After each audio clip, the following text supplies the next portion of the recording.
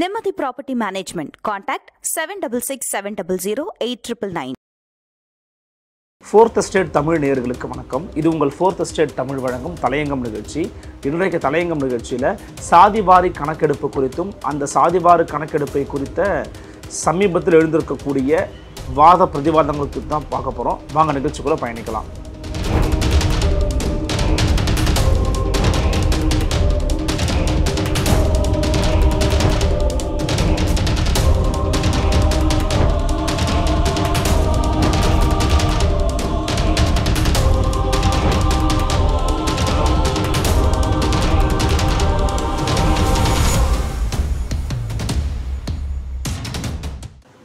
சமீபத்தில் பார்த்தீங்கன்னா டெல்லியில் காங்கிரஸ் கட்சியினுடைய கூட்டணிகள் சார்பாக எல்லாருமே சேர்ந்து சமூக நீதி மாநாடு அப்படின்னு நடத்துகிறாங்க.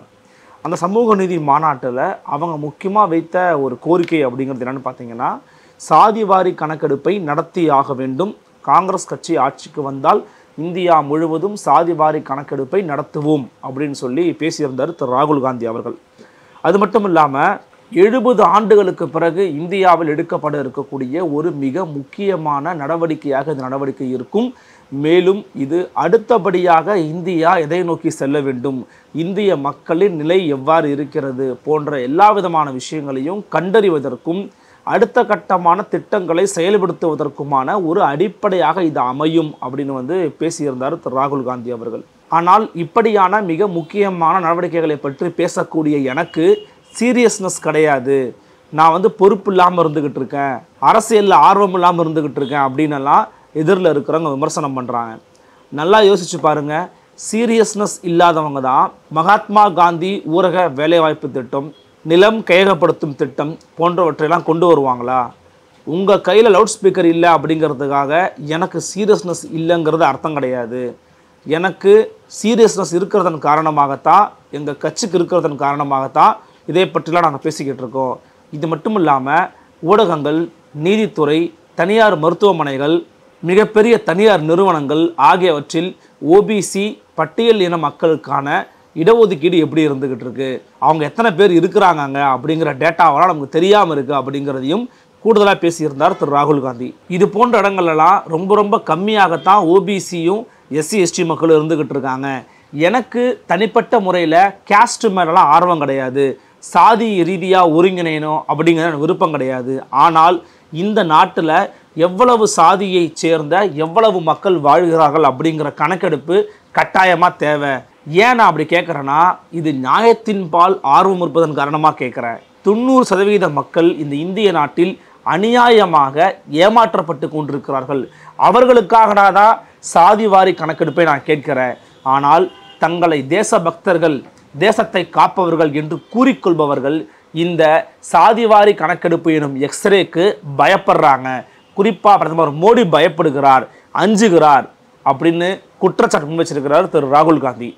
ஆனால் இன்னொரு பக்கம் பாருங்களேன், பிரதமர் மோடி அவர்கள் தான் பேசுகிற இடங்களிலெல்லாம், தான் செல்கிற இடங்களிலெல்லாம் நான் ஒரு ஓபிசி, நான் ஒரு பிற்படுத்தப்பட்டவன் பேசிக்கிட்டே இருக்கிறாரு. ஆனால் சாதிவாரி கணக்கெடுப்பை பற்றி திரு ராகுல் காந்தி அவர்கள் பேசிய பிறகு பிரதமர் மோடி என்ன சொல்கிறாருன்னு பார்த்தீங்கன்னா, இந்த நாட்டில் சாதிகளே கிடையாது, சாதி வேறுபாடே கிடையாது, இந்த நாட்டில் 2 சாதி தான், ஒன்று பணக்கார ஒன்று ஏழை அப்படின்னு பேசியிருந்தார் திரு மோடி அவர்கள். இதுவும் மோடியினுடைய அந்த மாற்று பேச்சுக்கு என்னுடைய பேச்சு தான் காரணம் அப்படின்னு கிளைம் பண்ணியிருக்கிறாரு திரு ராகுல் காந்தி. சாதிவாரி கணக்கெடுப்பை நீங்கள் எடுத்தீங்க அப்படின்னா இந்திய நாட்டில் இருக்கக்கூடிய ஏழைகள் யார் யாருங்கிற லிஸ்ட்டு வரும். அந்த ஏழைகளில் இந்திய நாட்டில் ஓபிசி எஸ்சி எஸ்டி மக்கள் தான் அதிகமாக இருப்பார்கள். அதாவது 90% மக்கள் அவங்களா தான் இருப்பாங்க. ஏனென்றால் அவர்களுக்குத்தான் அநீதி இழைக்கப்பட்டு கொண்டிருக்கிறது. அதன் காரணமாகத்தான் சாதிவாரி கணக்கெடுப்பை எடுத்தே ஆக வேண்டும் அப்படின்னு நான் கேட்குறேன். இந்த சாதிவாரி கணக்கெடுப்பை எடுக்கணும் அப்படிங்கிறது அரசியல் கிடையாது, இந்த மக்களுக்கு கிடைக்க வேண்டிய நியாயம். அதனால்தான் அதை மீண்டும் கேட்குறேன் அப்படின்னு பேசியிருக்கிறாரு திரு ராகுல் காந்தி. நான் உறுதியாக சொல்கிறேன், இது அரசியல் நோக்கம் கிடையாது, என்னுடைய வாழ்நாளுடைய நோக்கம் அப்படின்னு சொல்கிறாரு. அது மட்டும் இல்லாமல் இந்த சாதிவாரி கணக்கெடுப்பை எடுப்பதை அப்படிங்கிறத எந்த அரசியல் சக்தியாலையும் தடுக்க முடியாது அப்படிங்கிறதையும் சொல்கிறாரு. மேலும் இதை யார் தடுக்க முயற்சி பண்ணாலும் இது அதிகமாக பீரிட்டு எழுந்து எதிர்ப்பு அலை எழுந்து நிச்சயமாக சாதிவாரி கணக்கெடுப்பை எடுத்தே ஆகணும் அப்படிங்கிற நோக்கத்துணைக்கு தான் நகரும். அதனால் நாங்கள் ஆட்சிக்கு வந்தாலும் வராவிட்டாலும் சாதிவாரி கணக்கெடுப்பை எடுக்க வேண்டும் அப்படிங்கிறதுல முழு மூச்சாக இருப்போம் அப்படிங்கிறதையும் பேசியிருந்தார் திரு ராகுல் காந்தி. இதற்கு பிறகுதான் ராஜஸ்தான் மாநிலத்தில் திரு பிரதமர் நரேந்திர மோடி அவர்கள் பேசுகின்ற பொழுது இந்த காங்கிரஸ் கட்சி நடுவண் அரசில் ஆட்சியில் இருந்தபோது தான் பட்டியல் சமூக பழங்குடியின மக்களுக்கு வழங்கப்பட்டு கொண்டிருந்த அந்த இடஒதுக்கீட்டினுடைய இடத்துல இஸ்லாமியர்களை கொண்டு போய் சேர்த்துட்டாங்க. அதாவது அவர்களுக்கான வாக்கு வங்கி தேவைப்படுவதை போய் சேர்த்துட்டாங்க. அவர் மறைமுகமாக குறிப்பிட்டார் திரு நரேந்திர மோடி அவர்கள். இஸ்லாமியர்கள்ன்ற பேரை சொல்லலாம். அதன் பிறகு தான் சொன்னார். இப்போ முஸ்லீம்களுக்கு அதில் வாக்கு வங்கியை கொடுத்துட்டாரு, இடஒதுக்கீடை கொடுத்துட்டாரு. அதன் பிறகு நாடு முழுக்க அமல்படுத்த நினைச்சாங்க. அதையும் டாக்டர் அண்ணல் அம்பேத்கர் அவர்கள் உருவாக்கிய சட்ட ரீதியாக நாங்கள் தடுத்து நிப்பாட்டப்பட்டுருச்சது அப்படின்னு சொல்லி பேசியிருக்கிறாரு திரு நரேந்திர மோடி அவர்கள். அதாவது சாதிவாரி கணக்கெடுப்பை எடுப்போம் அப்படிங்கிற வாக்குறுதியை கொடுக்காமல் அல்லது சாதிவாரி கணக்கெடுப்பை குறித்து பேசாமல் மத அடிப்படையில் இவங்க இடஒதுக்கீடு வழங்குவாங்க, மத அடிப்படையில் ரிசர்வேஷனை கொடுப்பாங்க.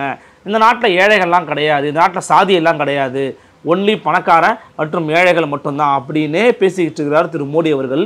இதுதான் எதை உணர்த்துது அப்படின்னு பார்த்தீங்கன்னா, ஒரு பக்கம் சாதிவாரி கணக்கெடுப்பை எடுக்கணும் அப்படிங்கிற கோரிக்கை வலிமையாகி கொண்டே இருக்கும்போது அதை தடுக்கும் விதமாக அல்லது எதிர்க்கும் விதமாக அதை செயல்படுத்த மாட்டேன் அப்படிங்கிறத மறைமுகமாக எப்படி சொல்கிறாரு அப்படின்னா, மத அடிப்படையில் இவங்க இடஒதுக்கீடு கொடுத்துட்டாங்க, இந்த நாட்டில் சாதிகளே கிடையாது இப்படின்னு பேசுவதன் மூலமாக சாதிவாரி கணக்கெடுப்பை எடுப்பதிலிருந்து விலகி செல்கிறதா பாஜக, அதிலிருந்து நழுவுகிறாரா திரு மோடி அப்படிங்கிற கேள்வியை தான் நாம் இங்கே எழுப்ப வேண்டியதாக இருக்குது. இதை குறித்த மூத்த பத்திரிகைகள் என்ன சொல்கிறாங்க அப்படின்னா, சாதி ரீதியிலான இடஒதுக்கீடை வழங்கணும் அப்படிங்கிறதுக்காக இந்தியா முழுவதும் சாதிவாரி கணக்கெடுப்பை எடுக்கணும்னு ராகுல் காந்தி பேசி இருப்பது நார்த் இந்தியா சைட்லலாம் பார்த்திங்கன்னா மிகப்பெரிய ஒரு அதிர்வலைகளையும் தாக்கத்தையும் ஏற்படுத்தி இருக்கிறது அப்படின்னு சொல்கிறாங்க.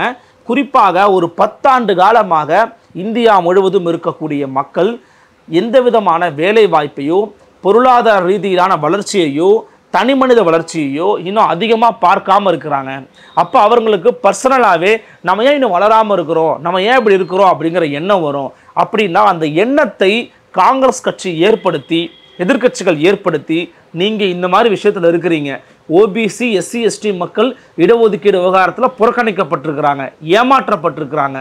இந்தியாவு முழுக்க இருக்கக்கூடிய பல முக்கியமான முன்னணி ஊடகங்களில் தலைமை பொறுப்புலையோ அல்லது மற்ற இடங்களையோ இருக்கக்கூடியவங்க பெரும்பாலானோர் பார்த்தீங்கன்னா ஓபிசி எஸ்சி எஸ்டி சுத்தமாக கிடையாது, மற்றவங்க தான் இருக்கிறாங்க. அப்படின்னும் போது இது ஒரு உதாரணமாக சொல்கிறாரு. இந்தியா முழுக்க அந்த மக்களினுடைய அலை எதிர்பார்ப்பு அப்படிங்கிறது இந்த சாதிவார கணக்கெடுப்புக்கு சரிதான்ப்பா, அவங்க சொல்கிறது தப்பு இல்லைப்பா அப்படிங்கிற நோக்கத்தில் தான் இருக்குது அப்படின்றாங்க அரசியல் திறனாய்வாளர்கள். இதனுடைய எதிர்வினையாகத்தான் பார்த்தீங்கன்னா தாலியை பிடிங்குவாங்க, தங்கத்தை பறிச்சுக்கிடுவாங்க அப்படின்னு பாஜகவினர் பேசக்கூடியதனுடைய வெளிப்பாட்டை புரிந்து கொள்ள முடியும். சாதிவாரி கணக்கெடுப்பை நாங்களும் எடுக்கிறோங்க, நாங்கள் நிச்சயமாக பண்ணுறோங்க அப்படின்னு ஏன் எல்லா இடங்களையும் பேச மறுக்கிறாருன்னு பார்த்தீங்கன்னா, இந்த தேர்தலை மத ரீதியாக பிளவுபடுத்தி மத பாகுபாட்டு உணர்வோடு தான் அணுகணும் அப்படிங்கிறதுல பாஜக ரொம்ப தெளிவாக திட்டம் போட்டு வேலை செய்கிறாங்க. அதன் காரணமாகத்தான் இன்னைக்கு கூட பார்த்தீங்கன்னா கர்நாடகாவில் தேஜஸ்வி சூர்யா அவர்கள் 80-20 அப்படின்னு பேசி அந்த மோசமான அந்த மத ரீதியிலான பிளவை மறைமுகமாக வெளிப்படையாக ஊடகங்கள் முன்னாடி பேசிக்கிட்டு இருக்கிறாரு. எங்களுக்கு 80% ஓட்டு இருக்குது, அவங்களுக்கு 20% ஓட்டு இருக்கு அப்படின்னு மறைமுகமாக 80-20 கான்செப்ட், 80% ஹிந்துஸு 20% முஸ்லிம்ஸ் அப்படின்னு பேசக்கூடிய அந்த மோசமான பிரிவினை பேச்சை இன்னுமே பேசிக்கிட்டு இருக்கிறதா பார்க்க முடிகிறது. இதற்கு காரணம் என்ன அப்படின்னா, பாஜகவிற்கு அச்சம் ஏற்பட்டிருக்கிறது, பாஜகவிற்கு தோல்வி பயம் வந்திருக்கிறது.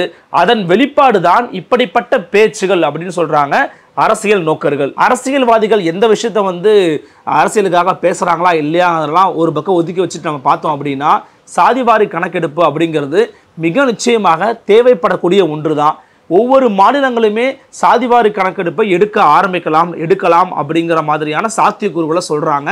அதற்கு உதாரணமாக பீகார் போன்ற மாநிலங்களில் முன்னிலைப்படுத்தி பேசுகிறாங்க. அப்படி இருக்கின்ற பொழுது தமிழ்நாடு, கர்நாடகா, கேரளா, ஆந்திரா, தெலுங்கானா போன்ற தென்னிந்திய மாநிலங்களாவது தானாக முன்வந்து, குறிப்பாக நம்ம தமிழ்நாடு எடுத்துக்குவோம், நாமளே முன் வந்து சாதிவாரி கணக்கெடுப்பை இப்போது எடுக்க ஆரம்பிக்கணும். சாதிவாரி கணக்கெடுப்பு எடுப்பதன் மூலமாகத்தான் யார் யார் எந்தெந்த வகையில் எவ்வளவு தொகையில் இருக்கிறாங்க, அவர்களுக்கு எவ்வளவு இடஒதுக்கீடு வழங்கப்பட்டு கொண்டிருக்கிறது, அந்த இடஒதுக்கீடு கூடுதலாக இருக்கிறதா குறைவாக இருக்கிறதா அப்படிங்கிறதெல்லாம் செக் பண்ண முடியும் அப்படின்னு வெகு காலமாக இன்னுமே ஒரு கோரிக்கை இருந்து கொண்டு வருகிறது. இந்தியா முழுவதும் சாதிவாரி கணக்கெடுப்பை எடுத்தாக வேண்டும் என்று முதலமைச்சர் மு.க. ஸ்டாலின் பேசியிருக்கிறார். தமிழ்நாட்டில் முதலமைச்சர் எடுப்பாரா அப்படிங்கிற கேள்வியும் பலர் எழுப்பியும் வராங்க. அதுக்கு சாத்தியக்கூறுகள் இருப்பின் ஏன் இன்னும் எடுக்காமல் இருக்கிறாங்க அப்படிங்கிற கேள்வியும் எழுப்பிக்கிட்டு இருக்கிறாங்க. எது எப்படி பார்த்தாலும் இந்தியா முழுவதும் சாதிவாரி கணக்கெடுப்பு எடுத்தாக வேண்டும் என்பது தற்போது ஒரு கோரிக்கையாக, ஒரு தேர்தலில் ஒரு மிக முக்கியமான ஒரு அம்சமாக மாறி போயிருப்பதை பார்க்க முடிகிறது.